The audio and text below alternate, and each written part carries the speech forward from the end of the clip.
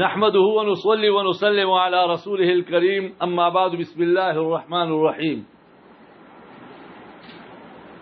والانعام ايصال النعمة يا رب صل وسلم دائما ابدا على حبيبك خير الخلق كلهم رب اشرح لي صدري ويسر لي امري واحلل عقدة من لساني يفقهوا قولي رب زدني علما اللهم صل على محمد وعلى آل محمد وبارك وسلم وصل عليه. انعام کے تین معنی ہیں. ایصال النعمت الی غیرہا، نعمت کا پہنچانا کسی اور کو. نمبر 2، آنکھ روشن کرنا، آنکھ روشن کرنا. اور نمبر 3، نعم کہنا. یہاں ایصال النعمہ ہے، نعمت کا پہنچانا الی غیرہ، کسی اور کو. اب نعمت ہوتا کیا ہے؟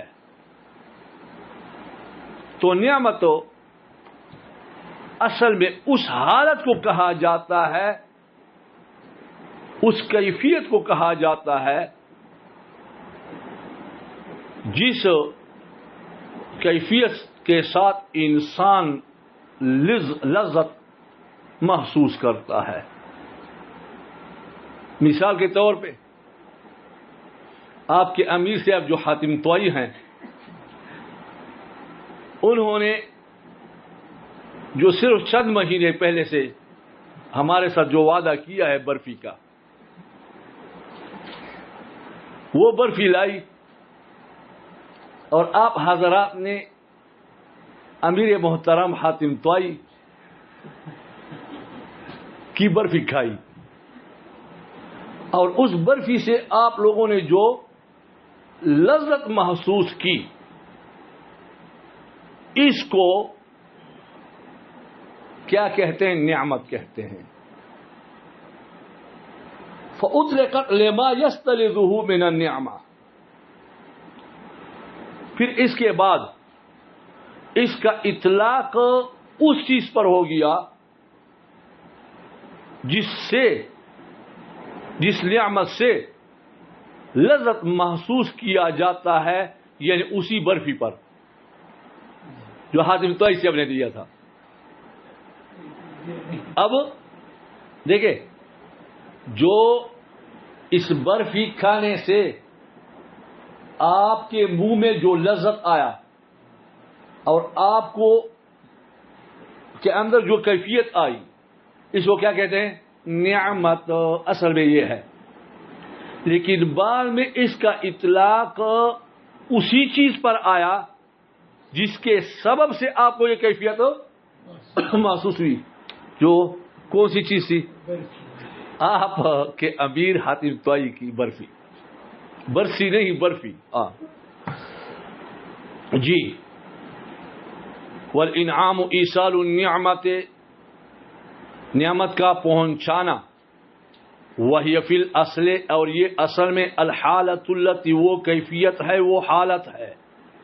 یستلذھا الانسان، کہ انسان اس کے ساتھ لذت حاصل کرتا ہے.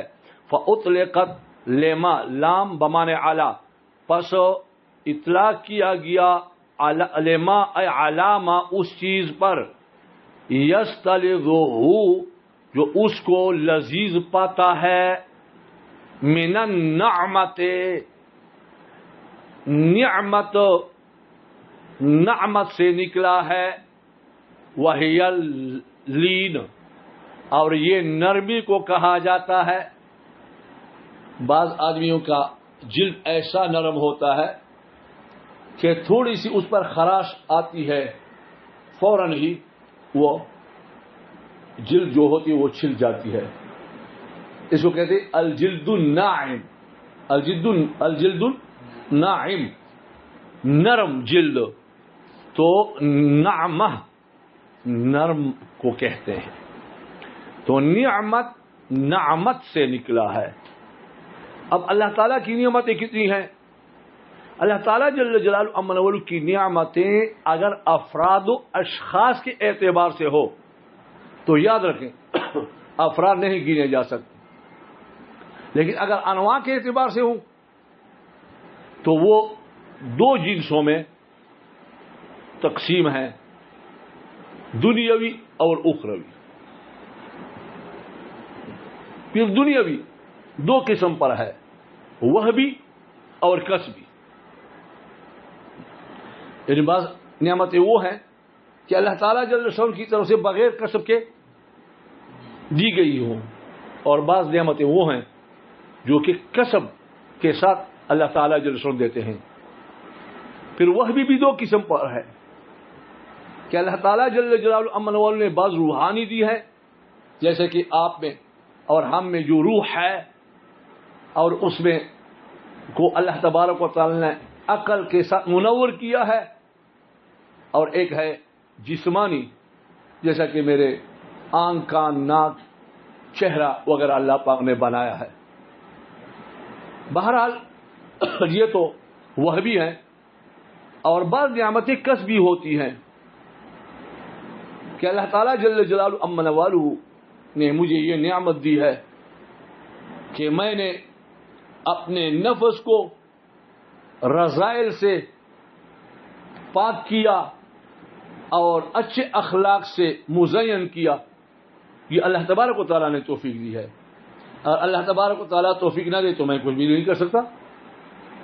تو یہ بھی اللہ تعالیٰ جل جلالہ امن والہ کا اگر میں نے ایسا کیا ہو، اللہ کرے تو یہ کیا ہے؟ اللہ تعالیٰ کی طرف سے نعمت ہے۔ بہرحال یہ تو دنیاوی بات ہو گئی، دنیاوی نعمت۔ اخروی نعمت یہ ہے کہ اللہ تعالیٰ جل جلالہ امن والہ میری زیادتیوں کو معاف فرمائے اور مجھ سے راضی ہو جائے، اور مجھے فرشتوں کے مقرر فرشتوں کے ساتھ ہمیشہ ہمیشہ کے لیے اعلیٰ علیین میں جگہ دے دے۔ تو صراط الذین انعمت علیہم میں یہ آخری چیز مراد ہے کہ مجھے ان لوگوں کا راستہ دکھائیں جن پر آپ نے اخروی اعتبار سے نعمت کیا ہے، ان کی زیادتیوں کو، گناہوں کو معاف کیا ہے، اور اس سے آپ راضی ہو گئے ہیں۔ اور اگر دنیاوی ہو تو دنیاوی سے وہ چیز مراد ہے کہ یا اللہ جو آخرت کی کامیابی کا جو ذریعہ ہے وہ نعمت مجھے دے دیں، جو وہ بھی آخری تھی، جو کسب ہے تزکیۃ النفس عن الرذائل وتحلیتها بالاخلاق والملکات الفاضلہ، وہ مراد ہے۔ اگر اس کے علاوہ اور چیزیں ہوں تو اس میں تو مومن اور کافر بھی برابر ہے، تو پھر تو فائدہ نہیں ہوا۔ صراط الذین انعمت علیہم، وہ جو آپ نے ان پر انعام کیا ہے، انعام جو کیا ہے، یا تو کون سا انعام مراد ہے؟ اخروی، اور جو اصل کامیابی ہے، اور یا دنیاوی میں وہ آخری ہے جو آخرت کی کامیابی کا ذریعہ ہے، یہ اس سے مراد ہے۔ وَنِعَمُ اللَّهِ وَإِن كَانَ لَا تُحْصَىٰ، اگرچہ، اور اللہ تعالیٰ جل کی نعمتوں کی اگرچہ لا تحصیٰ شمار نہیں کی جا سکتی، کما قال وَإِن تَعُدُّوا نِعْمَتَ اللَّهِ لَا تُحْصُوهَا، اگر تم شمار کرنا چاہو اللہ تعالیٰ کی نعمت، لا تحصوها، تو ان کو شمار نہیں کر سکتے۔ بعض حضرات کہتے ہیں کہ نعمت اللہ مفرد لایا ہے، ایک نعمت اتنی بڑی ہے، ایک نعمت کے اس کو بھی شمار نہیں کر سکتے، آپ صرف پانی کو مثال کے طور پہ لے آئیں۔ وَجَعَلْنَا مِنَ الْمَاءِ كُلَّ شَيْءٍ حَيٍّ، تمام زندہ چیزیں اس سے پیدا کی گئی ہیں۔ 60% مخلوق اس پانی کی وجہ سے زندہ ہے، 60% مخلوق وہاں سمندر میں، اور 40% جو مخلوق ہے وہ اس میں بھی جتنی جاندار چیزیں ہیں سب کے سب کیا ہے؟ وہ پانی کو محتاج ہے، کیونکہ اللہ پاک فرماتے وہ جعلنا من الماء كل شيء حي، تمام زندہ چیزوں کو میں نے پانی سے پیدا کیا ہے۔ اب دیکھیں، اگر یہ پانی نہ ہو تو میں زندگی ہار جاؤں گا. کیوں؟ یہ جو گندم آتا ہے کس چیز کی وجہ سے آتا ہے؟ پانی کے ساتھ آتا ہے. یہ جو دوسرے معقولات ہیں، جتنے جانور ہیں، جتنے پرندے ہیں، یہ میرے لیے جتنی چیزیں بنائی جاتی ہیں سب میں پانی کا دخل ہوتا ہے کہ نہیں؟ تو اب ایک پانی پر اگر آپ نظر رکھیں پھر آپ دیکھیں اللہ پاک نے کس انداز میں اس نعمت کی ہمارے لیے انتظامات فرمائے ہیں. یہ پانی پہاڑوں سے آتا ہے. پہاڑوں میں کہاں سے آتا ہے؟ پتھروں سے نکلتا ہے دریاؤں کی شکل میں. اور دنیا میں جہاں بارشیں، سیلابیں اور یہ دریا بہتے ہیں سب کے سب سمندر میں جا گرتے ہیں. اور پھر آپ سمندر میں جائیں پتہ نہیں چلے گا کہ تھوڑا سا پانی بھی آ گیا کہ نہیں. اتنی زیادہ پانی جو سارے ملک کو تباہ کر دیتا ہے سمندر میں آ جاتے پھر سم ہو جاتا ہے. اور پھر وہ میٹھا پانی وہ کڑوا ہو جاتا ہے کیونکہ اس میں میتیں بہت زیادہ ہوتی ہیں. یہ سمندر میں 60% مخلوق ہے وہ تو مر جاتی ہے بعض اس میں، تو پھر اس کی بدبو کون برداشت کر سکے؟ اللہ تبارک و تعالیٰ نے اس کو ختم کرنے کے نمکیلا بنا دیا. پھر اسی کو فلٹر کرتے ہیں، ہوا میں اڑاتے ہیں. پھر آپ اوپر جب جائیں گے جہازوں میں تو آپ کو یہ بادل نظر آئیں گے، بلکہ اس کے اوپر جب جائیں گے تو آپ کو نیچے یہ روئی کی طرح، کپاس کی طرح یہ بادل نظر آئیں گے. حیران ہوں گے. اب یہ کپاس اس میں کچھ تبدیلی نہیں آتی. یہ بادل میں بارش نہیں ہوتا، پانی ہے لیکن وہاں جمع ہوا ہے، جم گیا ہے. لیکن آپ نے دیکھا ہوگا کہ جب آپ ایک برتن کو فریج سے نکالتے ہیں جس میں برف ہوتا ہے اور آپ اس کو انڈیل کر نیچے گراتے ہیں تو برف نہیں گرا جاتا. لیکن برتن کے اوپر اگر چند قطرے پانی ڈالیں تو فوراً ہی نکل آتے کہ نہیں؟ یہی حال اوپر ہے. آسمانوں کی طرف سے چند قطرے بارش کے آتے ہیں، وہ اس بادل پر پڑتے ہیں اور یہ بادل پھر پانی پانی ہو جاتا ہے اور پھر برستا ہے. اب دیکھیں میٹھا پانی وہاں سمندر میں گیا وہ کڑوا، پھر یہی کڑوا پانی اوپر گیا جب نیچے آیا تو پھر میٹھا ہو گیا.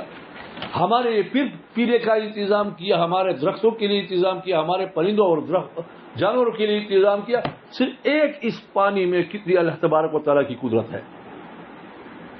تو اس وجہ سے ایک نعمت کو بھی ہم اگر اس کی تہ میں جانا چاہے نہیں جا سکتے.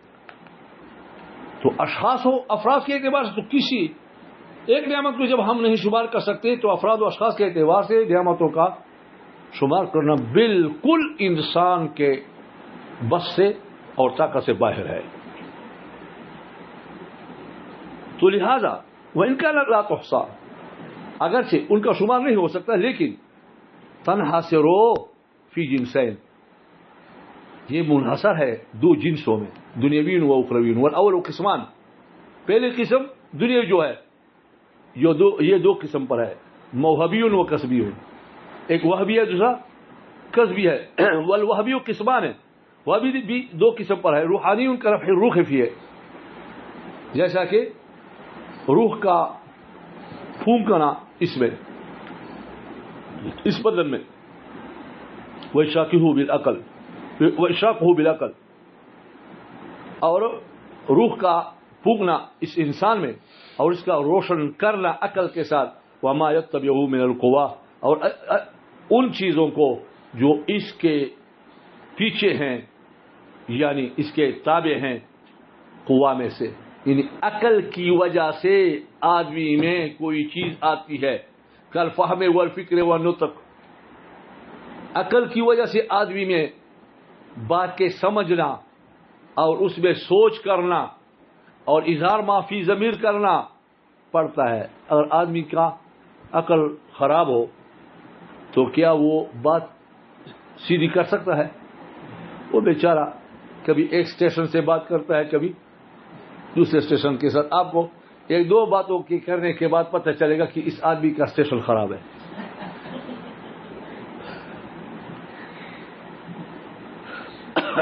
وہ جسمانی ہو اور دوسرا جسمانی ہے. کتخلیق البدن والقوا الحالت فیہ، جیسا کہ بدن کا پیدا کرنا اور قوتوں کا پیدا کرنا الحالت فیہ جو کہ داخل ہیں اس بدن میں، یعنی وہ قوتیں جو کہ اس بدن میں اللہ تبارک و تعالیٰ نے ڈالے ہیں. والہیئات العارضۃ لہ، اور وہ ہیئتیں جو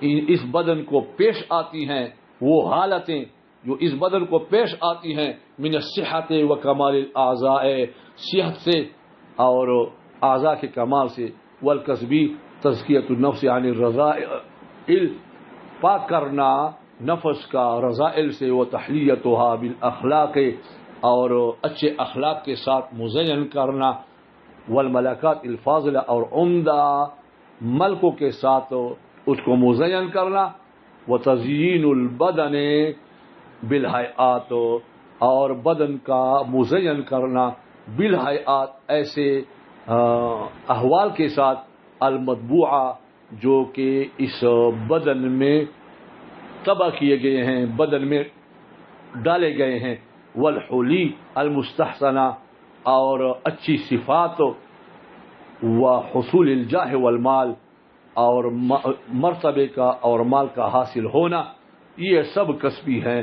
والثانی، اور دوسری قسم جو ہم نے پہلے تنحصر فی جنسین میں کہا تھا، دنیاوی و اخروی، لہذا یعنی اخروی ان یغفر لہ، کہ اللہ پاک اس کو بخش دے، ما وہ چیز فرط امین ہو جو اس انسان سے زیادتی ہوئی ہیں، کمیاں ہوئی ہیں. فرط یفرط تفریطاً ہو تو کمی آتا ہے، افرط یفرط افراطاً زیادتی آتی ہے. یہاں فرط امین ہو اس سے کوتاہی ہوئی ہے. وَيَرْضَى عَنْهُ، اس سے راضی ہو جائے. وَيُبَوِّئُهُ فِي أَعْلَى عِلِّيِّينَ، اور اس کو جگہ دے اعلیٰ علیین میں، مع الملائکۃ المقربین، مقرب فرشتوں کے ساتھ، ابد العابدین، ہمیشہ کے لیے. والمراد هو القسم الاخیر، اور اس نعمت سے مراد قسم اخیر ہے. وما یکون، اور وہ بھی ہے دنیاوی کے اعتبار سے، وہ بھی ہے جو وصلتاً، ما یکون وصلتاً، جو کہ وہ وسیلہ ہو الی نیلہ، اس کے حاصل کرنے کے لیے کی، من القسم الاخیر، آخری قسم کی. فإنما عدا ذلك، پس اس کے علاوہ، یشترک فیہ المؤمن والکافر، مومن اور کافر اس میں برابر ہیں.